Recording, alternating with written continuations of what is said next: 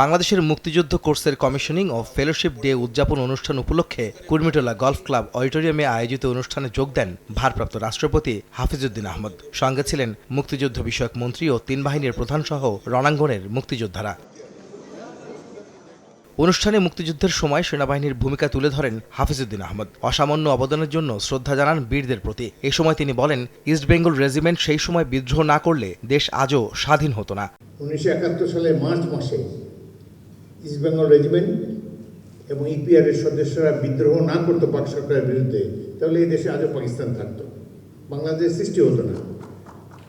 বাংলাদেশ আপনারা এই দেশের সাধারণ মানুষ সৃষ্টি করেছে, কোনো রাজনৈতিক দলের নয়। মুক্তিযুদ্ধ ছিল জনতার যুদ্ধ, এমনটা জানিয়ে ভারপ্রাপ্ত রাষ্ট্রপতি বলেন, সে সময় রাজনৈতিক সমঝোতা হলে দেশ স্বাধীন হতো না, পাকিস্তানের অংশই থাকতো।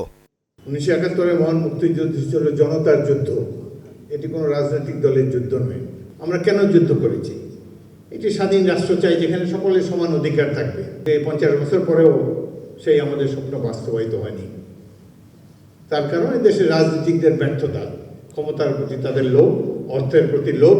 এবং এখনও আমার মনে হয়, যদি আমরা বিদ্রোহ না করতাম তাহলে কিছুদিন পরে একটা পলিটিক্যাল নেগোসিয়েশন হতো, শেখ মুজিবুর রহমান প্রধানমন্ত্রী হতেন বাংলাদেশের, পাকিস্তানের, এবং আবার বিজনেস অ্যাজ ইউজুয়াল চলতো।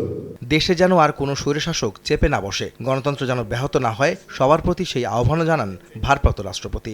রাজনীতিবিদদের একটা অংশ যদি জীবন বিপন্ন করে 71-এ যুদ্ধ করত, তাহলে এই দেশে আর একদলীয় শাসন হতো না, গণতন্ত্র মর্যাদা পেত। আমরা একটি সুখী সমৃদ্ধ বাংলাদেশ দেখতে চাই, গণতান্ত্রিক বাংলাদেশ দেখতে চাই। এই দেশে যেন আর কোনো স্বৈরশাসক সৃষ্টি না হয়।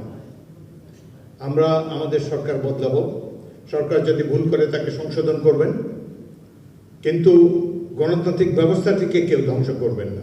দেশ নিয়ে মুক্তিযোদ্ধাদের যে স্বপ্ন ছিল তা বাস্তবায়নে তরুণ প্রজন্মের প্রতি আহ্বান জানান ভারপ্রাপ্ত রাষ্ট্রপতি হাফিজউদ্দিন আহমদ। যে স্বপ্ন ধারণ করে আমরা যুদ্ধ করেছিলাম, এই স্বপ্ন পরবর্তী প্রজন্ম নিশ্চয়ই বাস্তবায়ন করবে।